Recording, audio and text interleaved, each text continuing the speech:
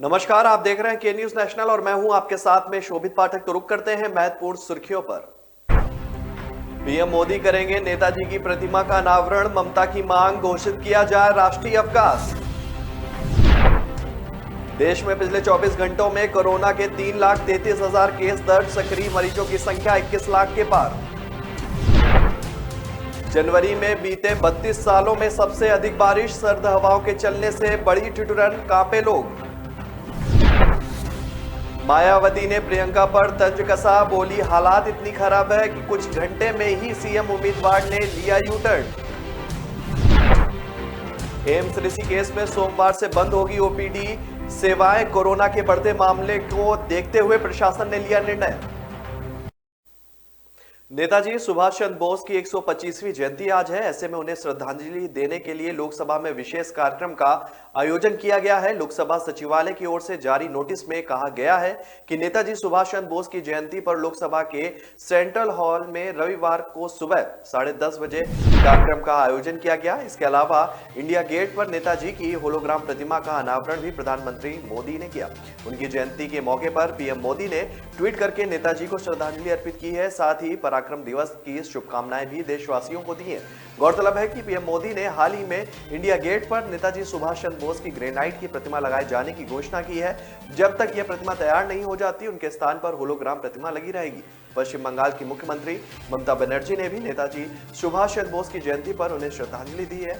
उन्होंने कहा कि एक राष्ट्रीय और वैश्विक प्रतीक नेताजी का बंगाल में उदय भारत इतिहास में बेजोड़ है। वे देशभक्ति, साहस, नेतृत्व, एकता व भाईचारे का प्रतीक है। उन्होंने कहा कि इस साल गणतंत्र दिवस परेड में नेताजी पर एक झांकी भी प्रदर्शित की जाएगी। मैं एक बार फिर केंद्र सरकार से अपील करती हूं कि नेताजी की जयंती को नेशनल हॉलीडे घोषित किया जाए, ताकि पूरा देश राष्ट्रीय नेता को श्रद्धांजलि दे सके और देश नायक दिवस को अच्छे तरीके से मना सके। देश में जानलेवा कोरोना वायरस महामारी के मामले कुल तुलना में आज घटे हैं और देश में पिछले 24 घंटे में कोरोना वायरस के 3,33,533 नए केस सामने आए हैं और 525 लोगों की इस दौरान मौत भी हो गई है। देश में दैनिक पॉजिटिव रेट अब 17.78% है। बड़ी बात यह है कि देश में आज कल से 4,171 कम मामले आए हैं और कल कोरोना वायरस के 3,37,704 मामले सामने आए थे। केंद्रीय स्वास्थ्य मंत्रालय की ओर से जारी किए गए आंकड़ों के मुताबिक देश में अब एक्टिव मामलों की संख्या बढ़कर 21,87,205 हो गई है। वहीं इस महामारी से जान गंवाने वालों की संख्या बढ़कर 4,89,409 हो गई है। आंकड़ों के मुताबिक कल 2,59,168 लोग ठीक भी हुए हैं, जिसके बाद अभी तक 3,65,60,650 लोग संक्रमण मुक्त हो चुके हैं। राष्ट्रव्यापी टीकाकरण मुहिम के तहत अभी तक कोरोना वायरस रोधी टीकों की 161 करोड़ से ज्यादा खुराक दी जा चुकी है। कल 71,10,445 डोज दी गई थी, जिसके बाद अब तक वैक्सीनेशन की 161 करोड़ 92,84,270 डोज जो है वो लोगों को मिल चुकी है। दिल्ली एनसीआर में बारिश का सिलसिला जारी है। लगातार सक्रिय हो रहे पश्चिमी विक्षोभ ने राजधानी में बारिश का नया रिकॉर्ड बना दिया है। शनिवार तक हुई बारिश को मिलाकर इस वर्ष जनवरी में 69.8 मिलीमीटर बारिश रिकॉर्ड की गई है, जो बीते 32 सालों में तीसरी सबसे अधिक बारिश है। इससे पहले 1995 में भी 59.8 मिलीमीटर बारिश का रिकॉर्ड है। हालांकि इससे ज्यादा 1989 में 79.7 मिलीमीटर बारिश का रिकॉर्ड किया गया था। मौसम विभाग का पूर्वानुमान है कि अगले 24 घंटे में दिल्ली एनसीआर में बारिश का दौर जारी रहेगा। सोमवार से मौसम खुलने की भी संभावना है। मौसम विभाग ने शनिवार के लिए येलो अलर्ट जारी करते हुए मध्यम स्तर तक की बारिश की संभावना भी जताई है। ऐसे में तड़के शुरू हुआ बारिश का दौर देर शाम तक जारी रहेगा और सोमवार में रुक रुक कर बारिश होती रहेगी और बादल छाए रहेंगे। बीते 24 घंटे में सुबह 8 बजे से तक जो है 4.9 और शाम को 5:30 बजे तक 0.6 मिलीमीटर बारिश रिकॉर्ड की गई है। दिन भर सूरज न निकलने की वजह से दिन के तापमान में भी अधिक गिरावट दर्ज की गई है। अधिकतम तापमान सामान्य से 7 कम 14.7 और न्यूनतम तापमान सामान्य से 4 अधिक 11.5 डिग्री सेल्सियस दर्ज किया गया है। दिन का पारा कम होने की वजह से लोग कड़ाके की सर्दी की वजह से दिन भर कपकपाते हुए नजर आए। ठंड से बचने के लिए लोगों ने गर्म कपड़ों के साथ साथ हीटर और अलाव का भी सहारा लिया। वहीं रात 9 बजे के बाद दिल्ली एनसीआर में तेज बारिश का रिकॉर्ड जो है वो दर्ज किया गया है और सुबह 8:30 बजे तक दिल्ली के पालम में 6.3, लोधी रोड में 4, रिज रोड में 3.2, आया नगर में 4.6, गुरुग्राम में 6.4, नजफगढ़ में 6 और नरेला में 2 और मयूर विहार में 3 मिलीमीटर बारिश जो है रिकॉर्ड की गई है। मौसम विभाग का पूर्वानुमान है कि अगले 24 घंटे में बादल छाए रहने के साथ बारिश का सिलसिला जारी रहेगा और दिल्ली के विभिन्न इलाकों में हल्की बारिश दर्ज की जा सकेगी। अधिकतम तापमान 16 और न्यूनतम तापमान 10 डिग्री सेल्सियस दर्ज किया जा सकता है। पश्चिमी विक्षोभ की सक्रियता खत्म होने के बाद सोमवार बर्फीली हवाओं का दौर भी शुरू हो जाएगा।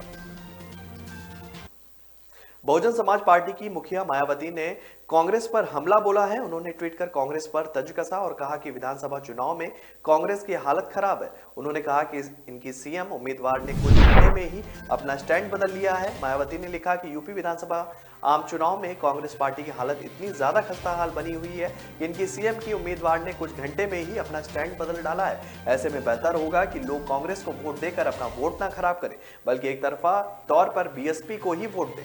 बसपा सुप्रीमो मायावती ने आगे लिखा कि यूपी में कांग्रेस जैसी पार्टियां लोगों की नजर में वोट काटने वाली पार्टियां हैं। ऐसे में भाजपा को यूपी की सत्ता से बाहर करके यहां सर्व समाज के हित व इनके जाने परखे नेतृत्व वाली सरकार की जरूरत है, जिसमें बीएसपी का स्थान वास्तव में नंबर 1 पर है। अखिल भारतीय आयुर्विज्ञान संस्थान एम्स ऋषिकेश में सोमवार से सामान्य ओपीडी सेवाएं बंद कर दी जाएंगी। मरीजों को टेलीमेडिसिन सेवा के तहत फोन के माध्यम से चिकित्सीय परामर्श की सुविधा मिलेगी।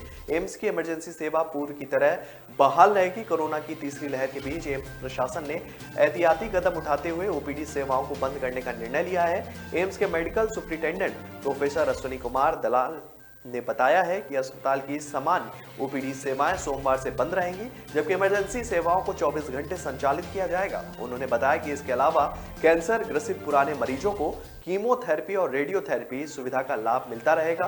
प्रोफेसर अश्विनी कुमार ने बताया कि सामान्य मरीजों को टेलीमेडिसिन सेवा के तहत चिकित्सीय परामर्श की सीधी सुविधा मिलेगी। चिकित्सीय परामर्श के लिए मरीज टेलीमेडिसिन सेवा के फोन नंबरों पर संपर्क भी कर सकते हैं। एम्स प्रशासन ने लोगों से मास्क, सामाजिक दूरी, सैनिटाइजेशन आदि कोविड नियमों के पालन की भी अपील की है। तो ब्रेक पर जाने से पहले रुक करते हैं अब तक की सुर्खियों पर। पीएम मोदी करेंगे नेताजी की प्रतिमा का अनावरण, ममता की मांग घोषित किया जाए राष्ट्रीय अवकाश। देश में पिछले 24 घंटों में कोरोना के 3,33,000 केस दर्ज, सक्रिय मरीजों की संख्या 21 लाख के पार। जनवरी में बीते 32 सालों में सबसे अधिक बारिश, सर्द हवाओं के चलने से बड़ी ठिठुरन, कांपे लोग।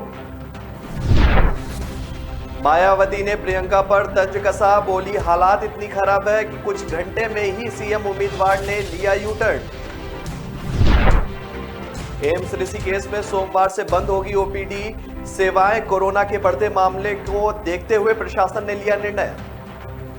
हथेली पे रख ले है नई नवेली, तू लाखों संभाले, चला चल चला चल, तू मीठे पलों को बांटे, चला चल, उम्र को तू पल पल भुलाता, चला चल, ये बातें नहीं है सपने किसी के, तू नाजों से पाले, चला चल चला चल, सफर है जो लंबा, होठों पे अपने एक नगमा सजाए, चला चल चला चल। Force Traveler, celebrate every journey. Break के बाद फिर स्वागत है आपका। रुक करते हैं आगे की खबरों पर। कोविड संक्रमण के बीच चुनाव आयोग ने एक बार फिर राजनीतिक दलों व प्रत्याशियों को कुछ राहत दी है। आयोग ने जहां 31 जनवरी तक जनसभा, रैलियों, रोड शो पर रोक बढ़ा दी है, वहीं यह भी तय कर दिया गया है कि 1 फरवरी से 12 फरवरी तक राजनीतिक दल या नेता अपनी जनसभाएं कर सकेंगे। दूसरी ओर आयोग ने राजनीतिक दलों को खुले मैदान में अधिकतम 500 लोगों की मौजूदगी में वीडियो वाहन से प्रचार की अनुमति भी दे दी है।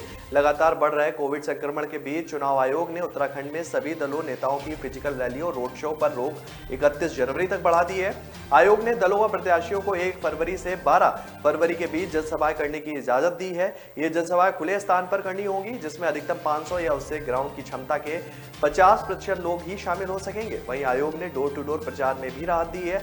आयोग ने अब 5 के बजाय 10 लोगों के साथ डोर टू डोर प्रचार की अनुमति दे दी है। चुनाव आयोग की ओर से जारी गाइडलाइंस के मुताबिक कोई भी राजनीतिक दल या प्रत्याशी किसी भी खुले स्थान पर वीडियो वाहन की सहायता से प्रचार भी कर सकता है।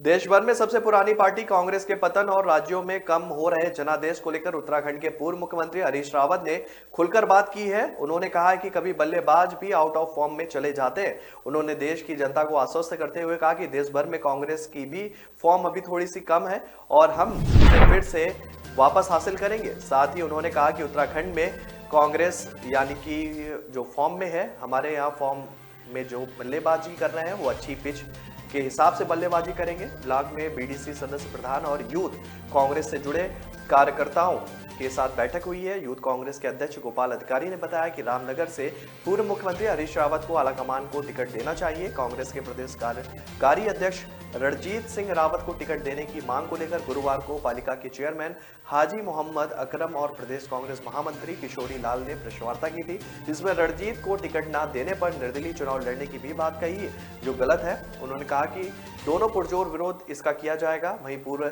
सभासद शिल्पेंद्र बंसल ने बताया कि पूर्व मुख्यमंत्री के चुनाव लड़ने से रामनगर की तस्वीर भी बदल जाएगी।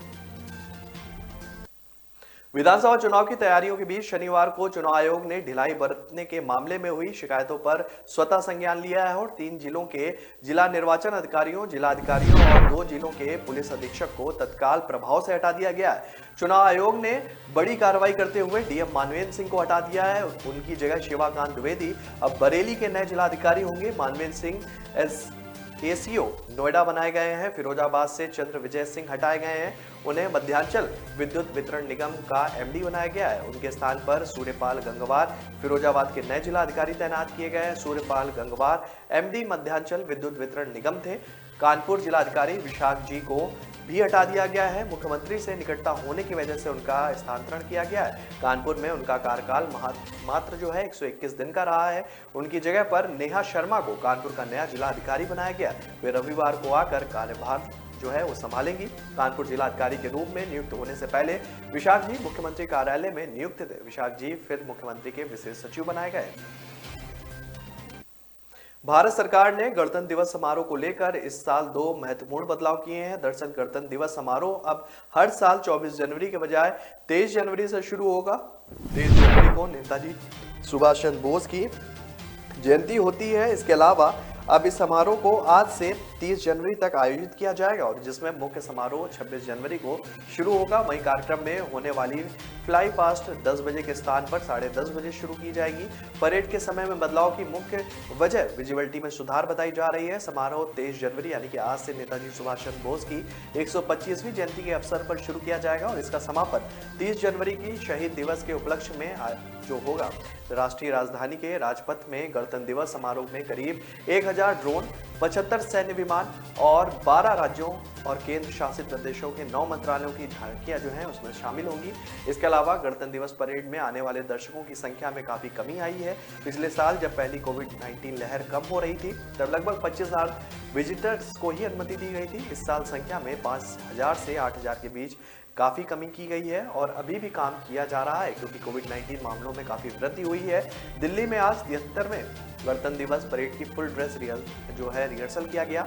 इस दौरान गणमान्य व्यक्तियों के अलावा पूरी परेड ठीक वैसे ही दिखाई पड़ी जैसे ही 26 जनवरी को की जाएगी। सेना की मार्चिंग टुकड़ियों से लेकर टैंक, तोप और बैंड तक हिस्सा लेंगे। वायुसेना का फ्लाई पास्ट भी किया जाएगा। उत्तर प्रदेश के मुख्यमंत्री योगी आदित्यनाथ ने भारतीय जनता पार्टी सुरक्षा और विकास के मुद्दे पर समझौता नहीं करने की बात कही है और उन्होंने कहा है कि समाजवादी पार्टी ने अपराधियों को अपना प्रत्याशी चुनकर विनाश की सूची जारी की है। उन्होंने कहा कि वह कैराना के जरिए यहां कश्मीर बनाने का सपना देख रहे थे। ऐसे तत्वों को हमने कहा है कि कश्मीर अब स्वर्ग बन रहा है और पश्चिमी उत्तर प्रदेश विकास की नई ऊंचाइयों को छू रहा है। उत्तर प्रदेश में विधानसभा चुनाव के लिए पहले चरण का मतदान जो है वो 10 फरवरी को होगा और इसके लिए केंद्रीय गृह मंत्री अमित शाह समेत बीजेपी के वरिष्ठ नेताओं ने उन जिलों में घर घर जाकर प्रचार किया जहां पहले चरण में वोट पड़ेंगे और शनिवार को शाह शामली जिले के कैराना में थे, जहां बीजेपी के अनुसार समाजवादी पार्टी के शासनकाल में हिंदुओं को पलायन के लिए मजबूर होना पड़ा था। शाह ने कुछ प्रभावित परिवारों से भी मुलाकात की है। मुख्यमंत्री ने कहा कि माफिया और दंगाइयों को पहले संरक्षण मिलता था, लेकिन अब वह कानून शिकंजे में। उन्होंने कहा कि इसके लिए इरादा सही होना जरूरी है और यह केवल बीजेपी के पास ही है। आदित्यनाथ ने कहा कि केवल उनकी पार्टी कानून का राज और सबका विकास सुनिश्चित कर सकती है, जिससे तुष्टीकरण की राजनीति खत्म हो सकती है। उत्तर प्रदेश के उप मुख्यमंत्री दिनेश शर्मा ने आगरा में मतदाताओं से मुलाकात की और कहा कि 20 से 25 साल तक बीजेपी सत्ता में रहेगी। कौशाम्बी में उप मुख्यमंत्री केशव प्रसाद मौर्य ने कहा कि सपा अध्यक्ष अखिलेश यादव की आलोचना करते हुए उन्होंने अपराधियों और गुंडों को भी टिकट दिया है। इस बात को उन्होंने उजागर किया। तो ब्रेक पर जाने से पहले रुक करते हैं अब तक की महत्वपूर्ण सुर्खियों पर। पीएम मोदी करेंगे नेताजी की प्रतिमा का अनावरण, ममता की मांग, घोषित किया जाए राष्ट्रीय अवकाश। देश में पिछले 24 घंटों में कोरोना के 3,33,000 केस दर्ज, सक्रिय मरीजों की संख्या 21 लाख के पार। जनवरी में बीते 32 सालों में सबसे अधिक बारिश, सर्द हवाओं के चलने से बड़ी ठिठुरन, कांपे लोग। मायावती ने प्रियंका पर तंज कसा, बोली हालात इतनी खराब है कि कुछ घंटे में ही सीएम उम्मीदवार ने लिया यू टर्न। एम्स ऋषिकेश में सोमवार से बंद होगी ओपीडी सेवाएं, कोरोना के बढ़ते मामले को देखते हुए प्रशासन ने लिया निर्णय। हम भूल गए रे हर बात, सपा तेरा राज नहीं भूले। हम भूल गए रे हर बात, सपा तेरा राज नहीं भूले।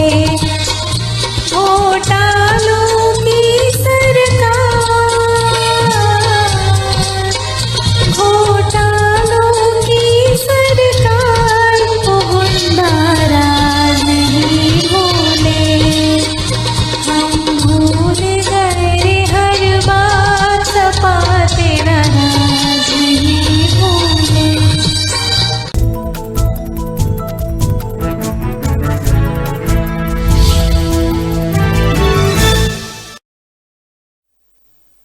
ब्रेक के बाद फिर स्वागत है आपका। रुक करते हैं आगे की महत्वपूर्ण खबरों पर। जम्मू कश्मीर के शोपियां जिले में शनिवार को सुरक्षा बलों के साथ मुठभेड़ में प्रतिबंधित आतंकवादी संगठन लश्कर-ए-तैयबा के 2 आतंकवादी मारे गए हैं। पुलिस के एक प्रवक्ता ने बताया कि जिले के किलबाल इलाके में आतंकवादियों की मौजूदगी की गुप्त सूचना के आधार पर कार्रवाई करते हुए सुरक्षा बलों ने इलाके को घर की तलाशी अभियान चलाया और प्रवक्ता ने बताया कि तलाशी अभियान के दौरान संयुक्त तलाशी दल जब संदिग्ध स्थल की ओर बढ़ रहा था, तभी पीछे आतंकवादियों ने उन पर ताबड़तोड़ गोलीबारी शुरू कर दी। इसके बाद सुरक्षा बलों ने भी जवाबी कार्रवाई की, जिसके बाद मुठभेड़ शुरू हो गई और 2 आतंकवादी मारे गए। उन्होंने बताया कि मुठभेड़ में आतंकी संगठन लश्कर-ए-तैयबा के 2 आतंकवादी मारे गए, उनका शव मौके से बरामद भी कर लिया गया।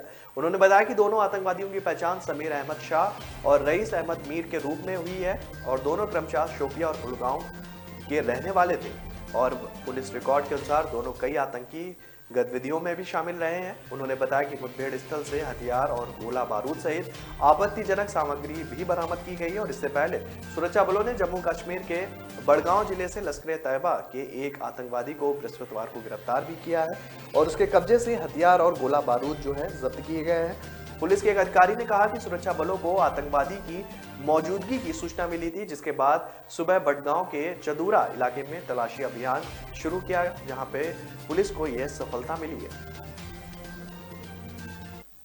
पंजाब विधानसभा चुनाव की तैयारी में जुटी कांग्रेस उम्मीदवारों की दूसरी लिस्ट शनिवार को भी जारी नहीं कर पाई है और कांग्रेस ने 31 उम्मीदवारों की सूची जारी करनी थी, लेकिन सहमति नहीं बन पाई है इस पर। अब कांग्रेस आलाकमान ने इसके लिए सब कमेटी गठित की है और इस सब कमेटी में केसी वेणुगोपाल मुकुल वासनी, अंबिका सोनी और अजय माकन को सदस्य बनाया गया। सूत्रों के अनुसार उम्मीदवारों के नामों पर नवजोत सिद्धू, चरणजीत सिंह चन्नी और सुनील जाखड़ के बीच सहमति नहीं बन पाई है। राज्य की बस्ती पठाना विधानसभा सीट से सीएम चरणजीत सन्नी के भाई डॉक्टर मनोहर सिंह ने दावा ठोका था। उन्होंने सीनियर मेडिकल अफसर की नौकरी तक छोड़ दी। अब कांग्रेस ने वहां से सिटिंग एमएलए गुरप्रीत जेपी को टिकट दे दिया है। अब डॉक्टर मनोहर निर्दलीय चुनाव जो है वो लड़ने का उन्होंने ऐलान कर चुके हैं। इसी तरह सुल्तानपुर लोधी विधानसभा सीट पर कांग्रेस सरकार में मंत्री राणा गुरजीत सिंह अपने बेटे के लिए टिकट मांग रहे थे। कांग्रेस ने राणा को कपूरथला से टिकट दे दी है और सुल्तानपुर लोधी रोड से सिटिंग एमएलए नवतेज चीमा को टिकट दी है। अब राणा के बेटे राणा इंद्र प्रताप ने आजाद लड़ने का ऐलान कर दिया है। इसके अलावा बटाला विधानसभा सीट से मंत्री तृप्त राजेंद्र बाजवा लड़ने के इच्छुक थे, लेकिन कांग्रेस ने उन्हें फतेहगढ़ चूड़िया से टिकट दे दी है। बाजवा यहीं से विधायक हैं। अब वह बाटला के लिए भी टिकट मांग रहे हैं, जहां से नवजोत सिंह सिद्धू अश्वनी सेखड़ी के हक में डटे हुए हैं। बाजवा का कहना है कि समर्थक कह रहे हैं कि वह बटाला से खुद लड़े या परिवार के किसी सदस्य को लड़ाएं। शेर गोविंदपुर से विधायक बलवीर सिंह लड्डी, जो हाल ही में कांग्रेस छोड़कर भाजपा में शामिल हो गए थे, उन्हें सीएम चन्नी ने टिकट का आश्वासन देकर पार्टी में वापस बुलाया था, लेकिन लड्डी को भी टिकट अभी तक नहीं मिला है। कोरोना के कम होते मामलों और छात्रों का 100% वैक्सीनेशन होने के क्रम में दिल्ली सरकार दिल्ली आपदा प्रबंधन प्राधिकरण यानी कि डीडीएमए के सामने स्कूलों की कक्षाएं जो सुरक्षा के बीच में खोलने के लिए बात कर सकती है। संभवतः है कि सभी जिलों में एक साथ स्कूल ना खोले जाएं। प्राथमिकता उनको दी जाए जहां कोरोना के मामले कम होने के साथ वैक्सीनेशन भी 100% हो गया है। उप मुख्यमंत्री मनीष सिसोदिया का मानना है कि 15 से 18 आयु वर्ग छात्रों का पूर्ण वैक्सीनेशन स्कूलों को ऑनलाइन से फिजिकल मोड में शिफ्ट करने में मददगार साबित होगा। दिलचस्प यह है कि सरकारी स्कूल में सी और शिक्षा निदेशालय में 30 जनवरी तक 100% वैक्सीनेशन करवाने का लक्ष्य है। हालांकि निजी और एडेड स्कूलों में वैक्सीनेशन की गति धीमी है। सरकारी स्कूलों में वैक्सीनेशन के आंकड़े शेयर करते हुए शनिवार को उप मुख्यमंत्री मनीष सिसोदिया ने बताया कि दिल्ली के 15 में से 12 एजुकेशन डिस्ट्रिक्ट के सरकारी स्कूलों में 85% बच्चों को टीका लग चुका है। इसमें से 300 ऐसे भी स्कूल हैं जहां यह आंकड़ा 90% तक पहुंच गया। दूसरी तरफ निजी स्कूलों का प्रदर्शन अभी तक निराशाजनक रहा है। 21 जनवरी तक मात्र 42% छात्रों को ही टीका लग सका है। पूर्वी जिले को छोड़ दें तो बाकी सभी जिलों में किसी स्कूल का यह आंकड़ा 50% तक नहीं पहुंच पाया है। निजी स्कूलों में टीका लगवाने के पात्र छात्रों की संख्या करीब 3.50 लाख है, लेकिन अभी 2 लाख को भी टीकाकरण जो है वो नहीं लग पाया है। जबकि एडेड स्कूलों में भी अभी सिर्फ 57% को ही वैक्सीन लग चुकी है। मनीष सिसोदिया ने मुताबिक वैक्सीनेशन को लेकर सरकारी स्कूलों में जिस गति से काम हो रहा है वह काबिले तारीफ है। कोरोना के इस मुश्किल हालात में पढ़ाई से लेकर वैक्सीनेशन तक शिक्षकों ने अहम भूमिका निभाई है। 100% वैक्सीनेशन पढ़ाई को ऑनलाइन से ऑफलाइन शिफ्ट करने में मदद मिलेगी। और अब जहां कोरोना के मामले कम हो रहे हैं, वहीं बड़ी क्लासों के ज्यादातर बच्चों को वैक्सीन लग चुकी है। वहां के स्कूलों को खोलने का प्रस्ताव डीडीएमए के सामने रखा जाएगा। भारत पाकिस्तान अंतर्राष्ट्रीय सीमा पर सांबा जिले के एक गांव में पाकिस्तानी गुब्बारा मिला है। गुब्बारे में पाकिस्तानी झंडा और कुछ पाकिस्तानी मोबाइल नंबर लिखी पर्चियां भी बरामद की गई है। स्थानीय की सूचना पर सुरक्षा बलों ने गुब्बारा अपने कब्जे में लेकर छानबीन भी शुरू कर दी है। सुरक्षा एजेंसियां इसमें किसी साजिश के एंगल पर भी जांच कर रही हैं। सीमावर्ती गांव रघुचक के निवासी रजपाल शनिवार अपने खेत में गए। उन्हें वहां कांटेदार तार में फंसा पाकिस्तानी गुब्बारा दिखाई दिया। रजपाल के अनुसार गुब्बारे में पाकिस्तानी झंडा और पर्ची थी जिसमें कुछ पाकिस्तानी मोबाइल नंबर लिखे हुए थे। यह देख उन्होंने फौरन पुलिस को सूचित किया और सांबा सेक्टर को आतंकी घुसपैठ के लिहाज से संवेदनशील माना जाता है। जिले में कई दरियाई नाले और पाकिस्तान की ओर जाते हैं। इन नालों का इस्तेमाल घुसपैठ के लिए होता रहा है। वहीं सीमावर्ती क्षेत्र में कई सुरंगें भी मिल चुकी हैं जिन्हें आतंकी घुसपैठ के लिए पाकिस्तानी सेना की मदद से बनाया गया था। गणतंत्र दिवस को लेकर क्षेत्र में आतंकी घुसपैठ के भी जो है वो लगातार मिल रहे हैं, जिसे लेकर पूरा हमला हाई अलर्ट पर है। खासकर सुरंग खोदकर आतंकी घुसपैठ को लेकर यह इलाका सबसे संवेदनशील माना जाता है। वर्तमान में सीमा सुरक्षा बल ने पूरे क्षेत्र में एंटी टनल अभियान छेड़ रखा है।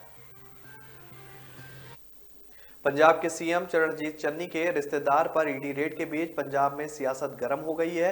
पूर्व मंत्री और शिरोमणि अकाली दल के नेता विक्रम सिंह मजीठिया ने दावा किया है कि पंजाब में अवैध खनन मुख्यमंत्री चरणजीत सिंह चन्नी के शय पर हो रहा है। यह बात उनके भांजे के घर से मिले करोड़ों रुपए से साबित भी हो चुकी है।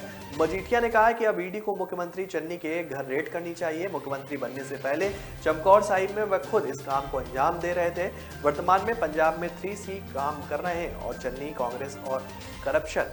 और चंडीगढ़ स्थित शियद मुख्यालय में मजीठिया ने पत्रकारों से बातचीत के दौरान मुख्यमंत्री के भांजे भूपिंदर सिंह हनी की और मुख्यमंत्री चन्नी की फोटो भी साथ दिखाई, कुछ वीडियो भी दिखाए जिसमें मुख्यमंत्री का भांजा सरकारी जिप्सी और MLA लिखे वाहन पर सुरक्षा के साथ घूम रहा है। उन्होंने वीडियो और फोटो पर सवाल उठाते हुए कहा कि मुख्यमंत्री चन्नी को बताना चाहिए कि एक सामान्य व्यक्ति को इतनी सुरक्षा क्यों मुहैया कराई गई। साथ ही मुख्यमंत्री को बताना चाहिए कि भांजे के पास इतना पैसा कहां से आया है। भूपिंदर सिंह हनी की पहचान है कि वह मुख्यमंत्री की साली का बेटा है। मजीठिया ने कहा है कि चन्नी के अपने हल्के चमकौर साहिब व रोपड़ में 4 लोग अवैध माइनिंग का अवैध कारोबार चलाते रहे हैं। चन्नी के भांजे के बचाव में इसलिए आ रहे हैं क्योंकि उन्हें डर है कि अगर हनी का मुंह खुल गया तो मुश्किल खड़ी हो जाएगी। तो फिलहाल इस बुलेटिन में मेरे साथ इतना ही। आगे की खबरों के लिए बने रहिए के न्यूज नेशनल के साथ। नमस्कार। पीएम मोदी करेंगे नेताजी की प्रतिमा का अनावरण, ममता की मांग घोषित किया जाए राष्ट्रीय अवकाश। देश में पिछले 24 घंटों में कोरोना के 3,33,000 केस दर्ज, सक्रिय मरीजों की संख्या 21 लाख के पार। जनवरी में बीते 32 सालों में सबसे अधिक बारिश, सर्द हवाओं के चलने से बड़ी ठिठुरन, कांपे लोग। मायावती ने प्रियंका पर तंज कसा, बोली हालात इतनी खराब है कि कुछ घंटे में ही सीएम उम्मीदवार ने लिया यू-टर्न। एम्स ऋषिकेश में सोमवार से बंद होगी ओपीडी सेवाएं, कोरोना के बढ़ते मामले को देखते हुए प्रशासन ने लिया निर्णय।